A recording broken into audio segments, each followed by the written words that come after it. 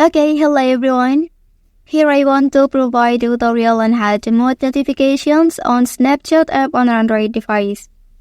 Well, knowing how to mute notifications on this app can be helpful for managing your app usage and reducing interruptions.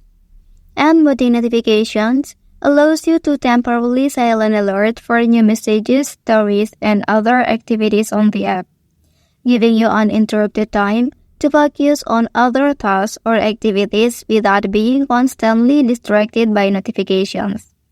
So let's go to the tutorial. Okay, first thing first, open Snapchat app on your device. Well, so here you can enter to your profile page at the top corner.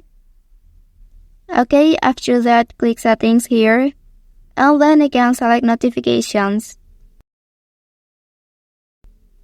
Well, so in this page, you can manage the notifications on this app, whether you want to let some of the notifications are on or if you want to let all of the notifications off. Just turn the toggle next to the option like this. Okay, that's the tutorial on how to mute notifications on Snapchat app on an Android device. If you are helped by this video, don't forget to like and subscribe to get other information from this channel. Thank you.